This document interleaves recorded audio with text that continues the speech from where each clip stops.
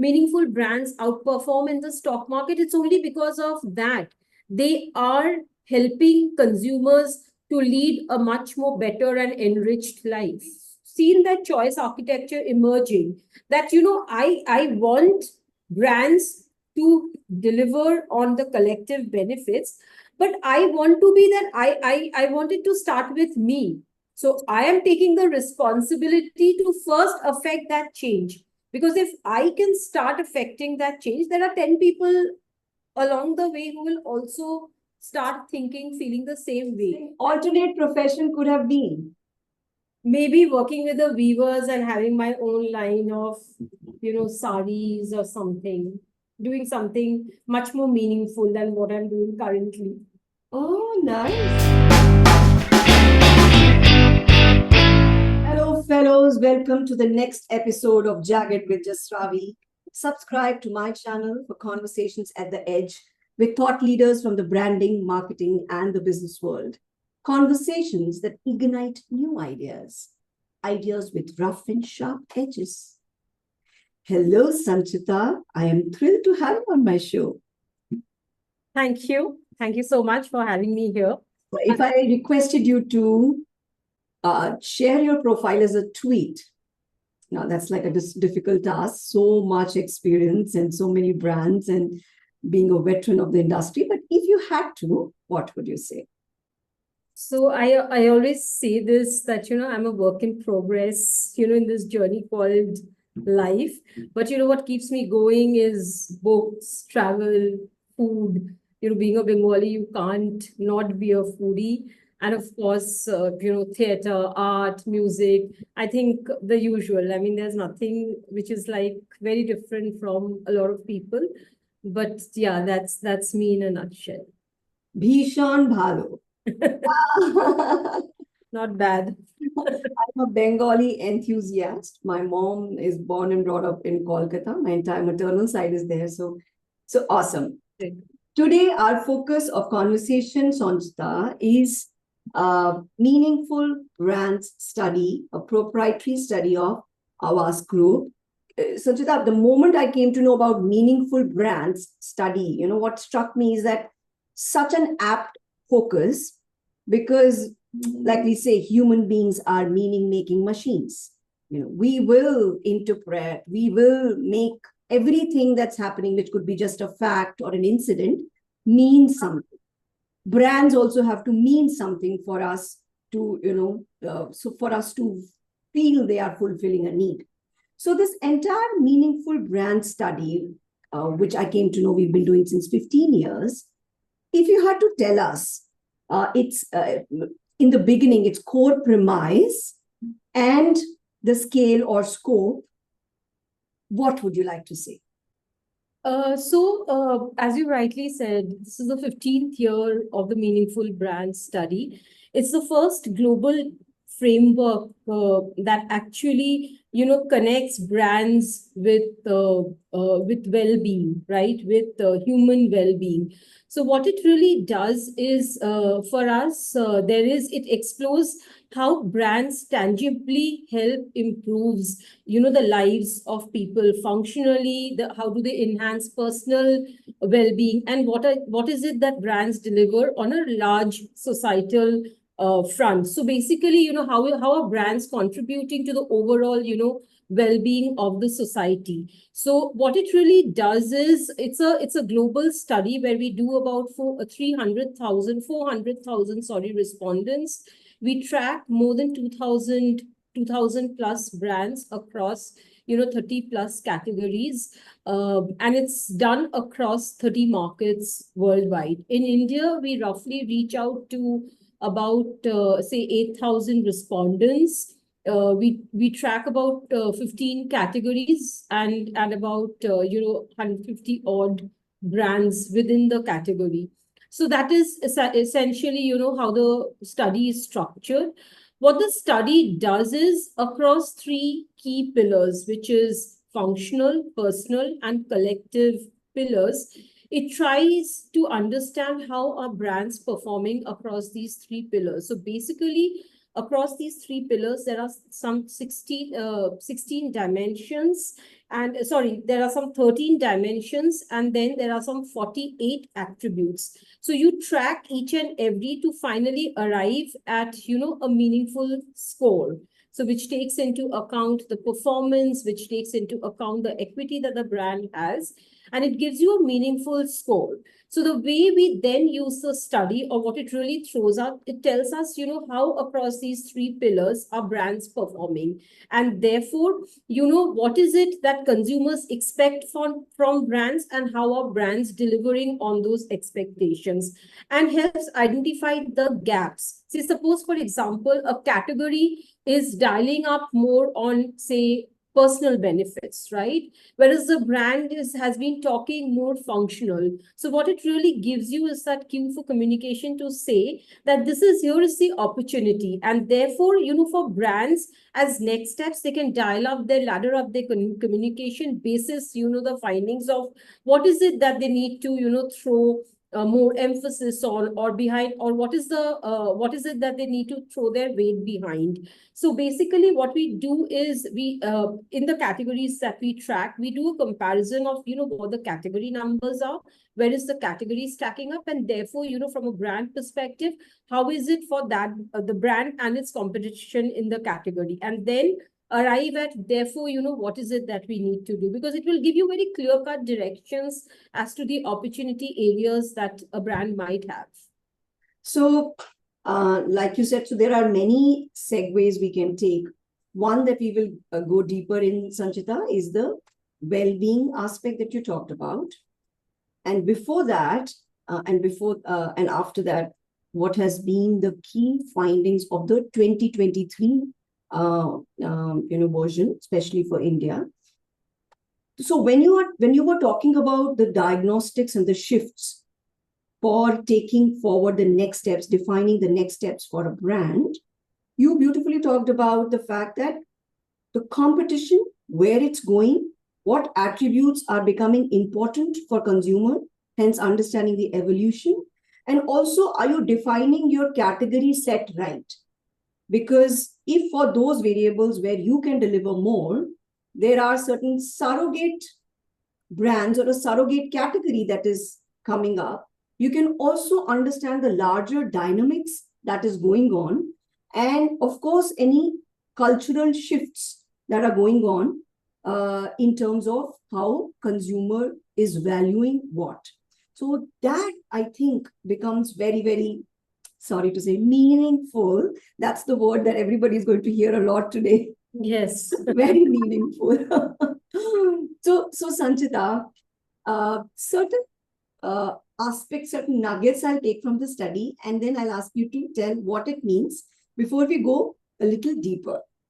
Now, when we say that there is a link to profits, meaningful brands, as per the meaningful index that is defined in the study that you mentioned earlier, outperform the stock market by 222% with annual rate of 7.52%. So what does that mean? So, see, the whole premise of this year's study has been, something that, in a post-pandemic world, we know that there are tons of, challenges that, all of us have to deal with, right? Whether it's the geopolitical tensions, whether it's inflation, whether it's recession, or whether it's any, climate change issues with climate change, social inequality. There are challenges that are there today. So what people, 1 out of every 4 people in this year's study say that they are personally affected by one or the other challenges, and almost close to I think, if I remember the number right, 69% feels that brands are not brands need to do more to help people overcome such challenges. So the whole premise is, as a brand, how am I able to, how can I make life more simple? What kind of convenience, or what kind of help that I can deliver for my users? So it's not just about, today consumers expect brands to, actually help them have a better quality of life, and when it comes to well-being, have a better, healthy and expect brands to impact their well-being. And it's not just mental, physical, it's even spiritual well-being. So that's the expectation that consumers has for brands today. And a brand that is able to, deliver on that, one of the very important statistics that really stands out for us is, 73% of consumers say that, they really don't care if a brand would disappear tomorrow, right? So, which means, like, whether that brand is in existence or not, I mean, people really don't care until unless you are able to dial up, something or deliver something for the brand. So it could be their well-being, it could be making life easier for them, it could be, making life much more simpler for them. So today, if you see a lot of brands which are really stacking up, as the lead brands in India. So whether it's Google, whether it's WhatsApp, whether it's Flipkart, whether it's, if you really go deep down, you'll realize that, they are dialing up a convenience. They're actually helping you, either simplifying your life.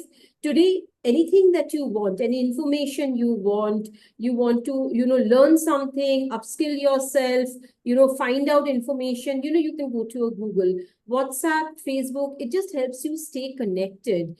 With COVID, we've learned how convenient it has become to shop online. So brands which are successful today are dialing up a latent need state of consumers, are delivering on that. And as long as you're able to deliver on that, as long as you're able to simplify life, make life convenient, impact, overall well-being, I think, the chances are that, you will always outperform. And therefore, to your point that, meaningful brands outperform in the stock market, it's only because of that.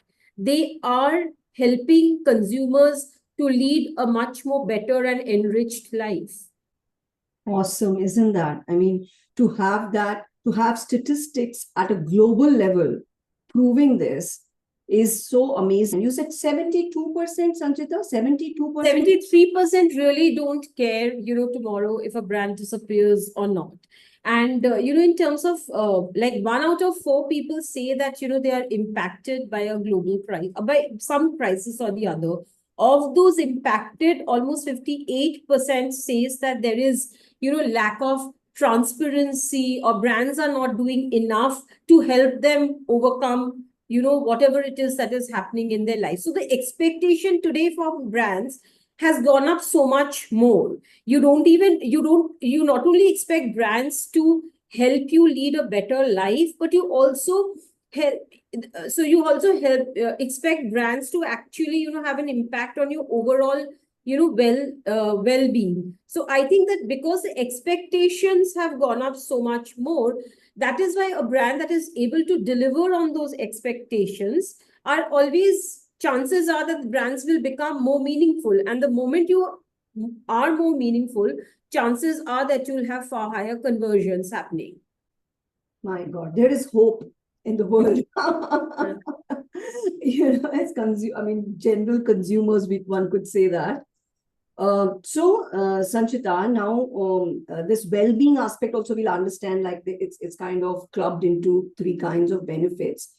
And you mentioned simplicity, a sense of control. So there are these 7, 8 key principles that have come out from the study, which is a big indicator of what consumers are missing. Or like you said, there's crisis, technologies, initiating a sense of anxiety. There's unpredictability. I mean, post-pandemic as well, but everything was leading to that. Lines blurring between roles. There's so much flux. So there are 7 principles that have come up, which is again a big anchor to evaluate, whether you're in the right direction. But before that, Sanchita, one thing that is quite a buzzword and has been since many years, with HUL recently talking about the fact that we will not force put a purpose into our brands, etc.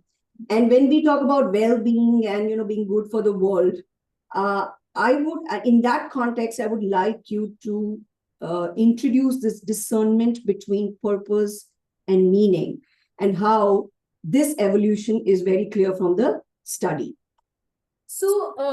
Today, like just after COVID, it was an age of cynicism. Like, we were, and that was the crux of the last, the study that we did right after COVID, which spoke of like people were then at that point in time, it was collective benefits. People wanted brands to deliver on, the overall upliftment of the society, the community, and people around them. So, but now, in the last 2 years, when things have started settling down, what we've seen is, it's the rise of the economy as we have, put it. What it really means is personal, your purpose is getting personal. So what has happened is, I think COVID has made all of us much more smarter, much more cognizant of the happenings around us, and much more empathetic, towards, our surroundings and people and environment. So what it really means that today consumers, they are expecting brands to deliver on the environment, on the collective benefits.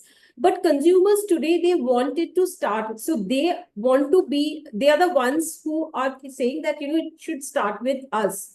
So it is more about, as individuals, we will start affecting the change. And therefore, they resonate far higher with brands that actually, reflects their thoughts. So if a brand or a business that is into ethical, products, that is looking at investing in innovative, sustainable, ethical ways of doing business. So that's the kind of resonance that a consumer is, having with that brand or a company. And therefore, the whole thing is they're talking that, it is individual account. They're willing to take that individual accountability. So it always has to start with us. And that is, the economy, that is the principle of the economy, the rise of the economy. And what it has given is they've actually laid down 8 principles that will, help you deliver on that principles that will kind of, what are those 8 principles? So I'll just quickly touch upon, some of them. So one is, it takes like when making mental and physical wellness, universal. So today, as I said earlier, consumers expect brands to not only, deliver on the functional, personal, and, collective benefits. They also want brands to make life, easy for them. They want that, they are expecting brands to help them in their, overall well-being, and which is not only mental or physical, but which is also spiritual as well. They want people today, if you look at the Gen Zs and all, they want to do and feel more. They are not, bogged down by, okay, this you should not do or that you should not do. And they expect brands to actually help them live their lives, help them, feel, do, or probably, explore, the max possible limit that is possible, for someone to achieve. So they expect brands to actually help them in that.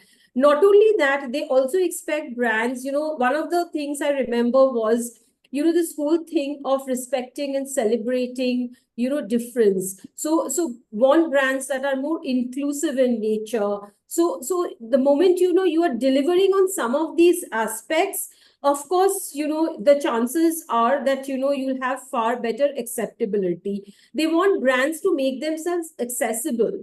Today, if you look at it, I mean, I can go and talk a lot, but if I'm not accessible to someone, then, how am I dialing up the meaningfulness aspect? So there are these 8 principles, but what is interesting is, and the way we take it forward is, at any point in time, brands need not do all 8 of them. It's not possible. But, something which pick and choose those that resonate with your core purpose, right? Of what you want to stand out as a brand. And therefore, see how can you dial that up? What is it that you can do through your communications, through your media, through your content piece? How are you able to dial that up and therefore forge much more stronger connections with your end users? It's such a nice mantra, and just in one phrase puts everything in perspective, Sanchita. Purpose gets personal. And how you beautifully put it in perspective, that it's not like a self-centered meanness that's coming into the picture. It's, I want to be accountable, empower me, and the change needs to happen, but use me as an agent, empower me to be an agent. And then you are, and then it's tangible for them, it's palpable for them, rather than talking about something at a global end, and just staying at talking. And like you said, the principles that you've talked about, the 8 principles, just kind of, without oversimplifying, makes it very clear the directions that brands in the society is moving in. And Sanchita, another thing, so there is a business context, there is a, identifying your competition context, there's identifying your challenge context, and there's also a segment context. Like you were talking, one thing I realized, that it makes it very clear what a segment is prioritizing as compared to other segments, because the entire scale of data is available. For example, Gen Z is going to value, there are very high scores on, they are the happiest, and they're very keen to express the sense of self. And brands that help them express their individuality outperform by 66%. Isn't that a very interesting statistic? It is, of course, it is. It's a very interesting statistics. Now, for across any Gen Z study that I've seen or done, and even the meaningful brand study, this generation has a mind of its own. So they are very clear about what they want, and what they want to do, what they need from brands. And the moment a brand resonates with their own value system or their own beliefs, they will take to that brand. See, we are also living in a time when it's an attention deficit economy, right? It takes is 6 seconds to scroll. So which means that, if you are not able to put forward your message in that 6 minutes, you lost a user, right? But for Gen Zs, if a brand is able to dial up or resonate with their own value system with their own sense of right and wrong, and and it's not only greenwashing. So I think when you come and talk about, when people say greenwashing, and I think one of the stats says that almost like 70% believes that brands are not doing enough. 69%, I think, are not doing enough. And it's there's a lot of even what they're promising, they're not living up to that promise. So I think people see through that. As consumers, we see through that, right? So, and especially for this generation who's very clear and who knows what exactly they want and where they want to go, if you are able to dial up or if you're able to resonate with their values and beliefs, the chances are you will be much more accepted, and as a brand you'll resonate far better. Yeah, amazing. As you were talking about, how we don't stop our thumb easily, I felt that, more meaning and being more meaningful can be a thumb stopper as well, apart from, technology, creativity. So at the root of it, fuel it with more meaning and get it right, can be a big asset for the generations. Yeah. Right. So, Sanchita, when we are talking about how Havas Group can uniquely benefit the clients through this study, and if we take up some scenarios, and if you feel okay about sharing some contexts, it can be at the category context, just to explain, different kind of challenges from a category level, business level, any kind of stage of brand level, you can have a very, very good diagnostic and a solution. In this year's study, what we've seen is, of course, the personal benefits are getting dialed up more by brands. Just right after COVID, it was more collective. Now, what we've seen is for one of a category that we work on, which is in mattress, high-end mattress, we've seen that, earlier it was, brands were talking a lot more about functional benefits, the depth, the material, the quality, and stuff like that.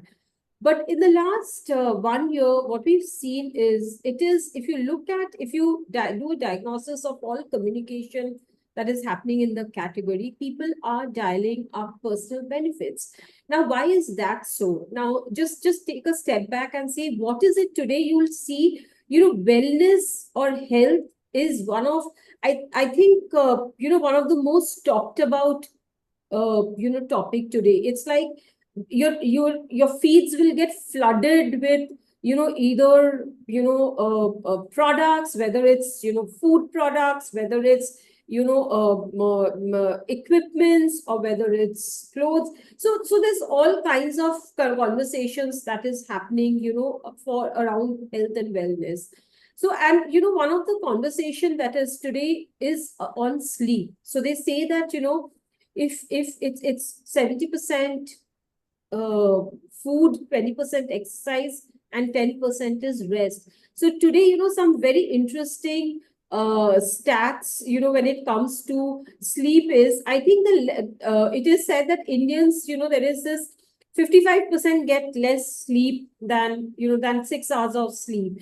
In terms of, it is one of the most 82%, there is an increase in searches by about 80 to 120% increase in searches in the number of, searches related to sleep.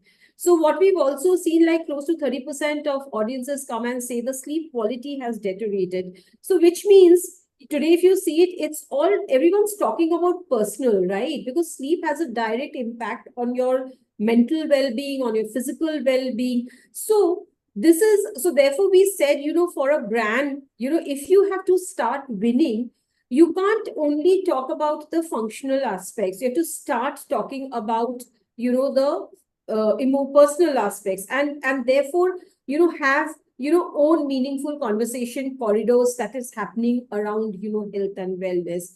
How can you have, in terms of, so what else can you do in terms of, say, meaningful conversations? How can you have a more meaningful cultural, context to, all that you are doing? How can you be present every time, we are having conversations around health and wellness? How does the brand show up? So I think for us, it was very important to understand, where the category was moving, so from functional to impersonal is what we saw.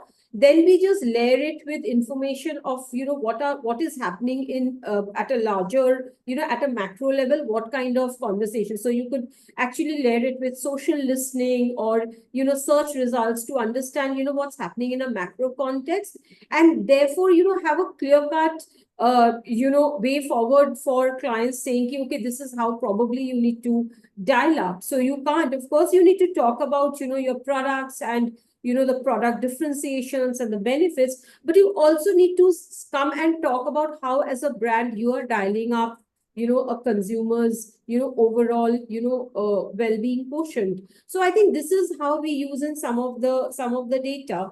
Whereas, if you cut to auto as a category, you'll still see that, functional still starts playing a key role, because also it's a very high involvement category, right? You will research a lot. They say that it takes 3 to 4 months for anyone to research before they finally go and start considering a certain brand.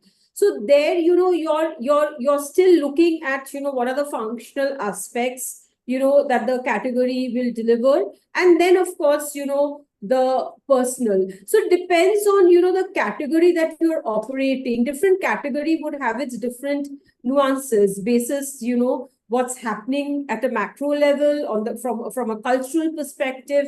And therefore, what the meaningful brand study, the way we use it, is, understand, what's happening, layer it with information that we get from other sources to say, okay, this is the kind of, conversations that we are seeing happening for this category. And therefore, this is a clear-cut opportunity area that we see going forward. And therefore, what is it that we could do through media, through communication, etc., etc. So, two very different categories, sleep and aspiration, rest and, out of the home. And, as you were speaking, Sanchita, what makes me very excited about a study like this. So I feel like you can understand the why of whatever is happening. You can zoom out of whatever data and category you're looking at. You can zoom out and then zoom in, and build the actual narrative of what's really happening. So globally, what's happening in India, how it's getting interpreted. And if you look at the social listening and look at the competition analysis, you can get to this attribute, this benefit. How do we talk about it? And is it just that is the difference? Or cultural zones, there is a shift in preference. You can link it to what is the larger forces, because you can at least detect what's going on. Then of course, you can have other data to explain, or you can zoom into this thing. So that kind of a canvas and a landscape to really understand, I think, is very exciting for all strategists, Sanchita. It is. Also, this study is giving very, very, very clear indicators of the directions that are clearly emerged as winners in terms of what, because the universality of us is also is an amazing thing that we have started talking about it as we are more connected, that needs are not going to change big time across generations. Especially behavioral science is coming and pointing that out, that we've not really changed big time. Our needs are different. Our wants, yes, we can keep increasing them and keep exploiting that. And what I got really excited about, another thing was where, when you mentioned the age of cynicism. 21 was the age of cynicism. That was the report that we did just after COVID. Isn't that amazing? And in a couple of years, it's shifted to this. That's a massive shift, because I remember just after COVID, and I would like you to, if you want to add on to this, just after COVID, this was the jury was out. Has it really changed us? Has it not? Are we going back to our old ways? What is really it done to us? And you are saying there is a clear shift that the MBI has shown at a global level in terms of our belief system, our priorities. Yeah. If you look at it, see, because you can actually do a trend analysis. You can do in a pre-COVID year, COVID 2021, and then if you see there's a clear shift, because finally, today, as things get back to normal, of course, you want now, obviously, as human beings, the interest is now, it's back to us. You yourself become the focus. So yes, people want, it's all about, how are brands helping me personally. But at the same time, as I said, we've seen that choice architecture emerging, that, I want brands to deliver on the collective benefits, but I want to be that I want it to start with me. So I am taking the responsibility to first affect that change. Because if I can start affecting that change, there are 10 people along the way who will also start thinking, feeling the same way. That's how, that's how that whole spiraling effect takes place. And that is exactly what consumers today are also saying, that they resonate well with brands that are, that are dialing up, the values that they have, whether it's, sustainable ways of doing business, whether it's ethical products, whether it's so one of the data points says that consumers today, they're willing to make that change themselves. So they are willing to do things for people who are who are probably, not so well off, right? So they are willing to make shift to much more, sustainable means, to much more ethical options. So the whole point is that, as consumers, we have become much more cognizant of the fact. So yesterday only, I think I was reading this, Swiggy released its annual report, which they do on, what India is eating. So I don't know if you've noticed, one of the things that they've actually done in their app is, whether do you need a plastic bag for delivery of the products? If you say no, they just come, and they actually put forward the number of people who said no to plastic. I'm saying it's a very small change, but it's a huge impact. So these are the small changes. So collectively, it becomes, huge. And I think that is what, and there are so many brands which has done that. I mean, which actually is trying to, yes, there is no point in having a purpose for everything, but when you have a genuine one, and no greenwashing for sure. Yeah. And it's such a positive thing. I mean, it's the cynicism, it's complete opposite of that. It's completely opposite of that. I'm ready to be accountable. Imagine. So I believe that change can happen. And I believe I can make a difference. It's completely opposite and very positive. And it's whole rise of the we also and rise of the me also. Like me, I understand what an individual can achieve. It's a celebration of that as well. Yes. And it's also that as a we are impacting each other big time. So, let's each one of us do our part. So it's an amazing, I shouldn't call it a paradox, but it's an amazing realization and a finding. It's a finding of the study. So, Sanchita, when you were talking about, so there are many things that the study can do. I'm going to just read out a few. And if you want to add any other example, then, do that.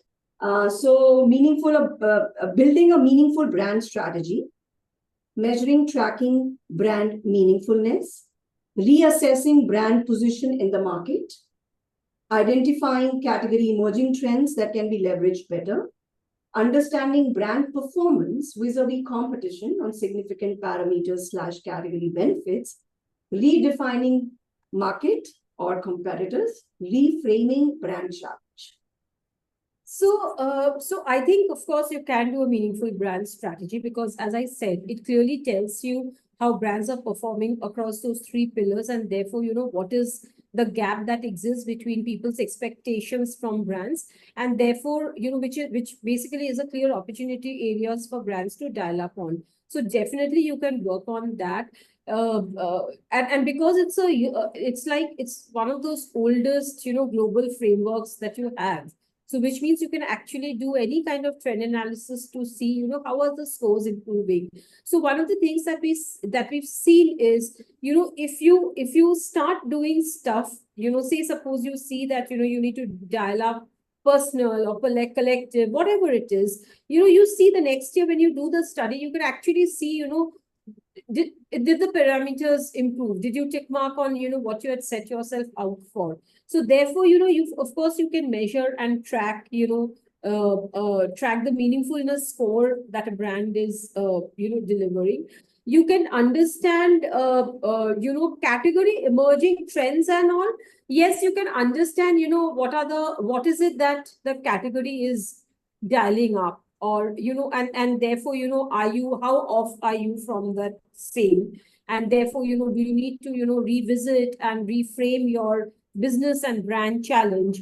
Not too sure about markets, but because it's done, so it will give you at a very pop strata level, say metro, non-metro types, but a deep dive, but you can still use those trends to get a sense of what's happening. So the way I would always tell, my clients to use it. It's just use this as a framework and then see, then do your deep dives, individual market specific, if you're doing FGDs, you're doing any kind of research to understand, how is that market. So at times you will not have one data set telling that entire story. You will probably have to see the trends and use it or layer it with other data sets to see, are the trends similar, or because of this, this is the cause that we are seeing in the market. So basically do an effect and cause and understand, what is it that is driving or creating that impact. So that's how Yeah. we generally use it. Any other example that you'd like to share? So again, a global fast food brand, there, it is a market leader, right? So when you're a market leader, then, what you really dial up is you see key, in terms of, the parameters of the attributes that you are dialing up, what is it someone else is dialing up, is there something that you can learn? Because, or as a leader brand, uh, are you reflecting of, what the category needs and wants are you even talking that? And therefore, so basically then for this fast food brand, it was also about there was a lot of collective. So we didn't see a huge trend on personal this year, but what we saw was, like, we've seen that over the years the meaningful brand score has improved because they've been doing things, consistently. But what it did for them was they were way higher in terms of functional. And when it comes to functional, they were talking about, the range of products that they had to offer, whether, it was good value for money, whether it was unique, whether, in terms of logistics, is the delivery perfect, is there anything that they could dial up? So it was mostly, so when you choose a fast food brand, obviously, it has to satiate that momentary, hunger, or, wanting to have something nice. So therefore, obviously, functional will start taking precedence. But at the same time, we saw that, in personal things like, is it making you feel happy? Is it giving you that sense of, making you feel, giving you that good feeling, making you feel special? So I think, the way the whole interpretation is, it depends again on a category. Something which is like, which will give you a product which will give you that momentary sense of satisfaction. Maybe, personal things will always, functional things will always, stack up, because you're looking for that instant gratification of sorts. But, on a long term level, it's finally, it's personal. It's whether, are the brand making you feeling important? Is it bringing happiness? Is it bringing cheer, joy? Are you enjoying that meal with your family? So all of these things are, as well, I mean, are also related. So that is how things. So a lot depends on the category in which you are operating. Is not like one size fits all. So if a certain category is not there, then we'll have to see what is the closest surrogate that we have, which we could use. But then, as I always say, that, you layer it with other information that you might have from other researchers, or, having operated in that category, what is the Google Trends showing, what are social listening telling us, and then see, how is the narrative panning out.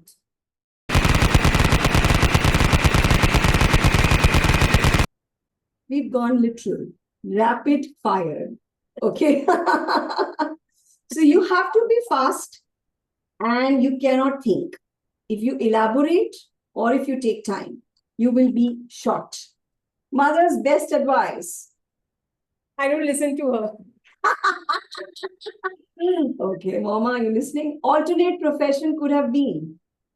Maybe working with the weavers and having my own line of, saris or something, doing something much more meaningful than what I'm doing currently. Oh, nice. As per your partner, most often used phrase, your most often used phrase. Hey Bhagwan. Okay.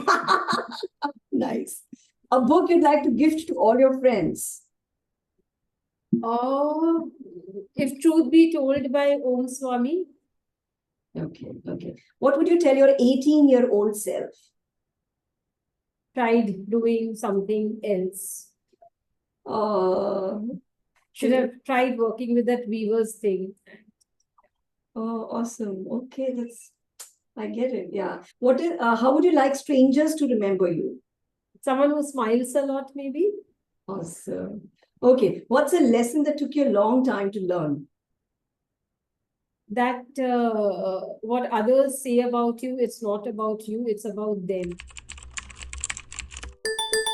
Okay, so now we're going to wrap up. I will request you to share any online addresses, emails that you'd like to. We'll have it in the show notes also. If anyone wants to know anything on meaningful brands, then you can always write to me at sanchita.roy@havasmedia.com.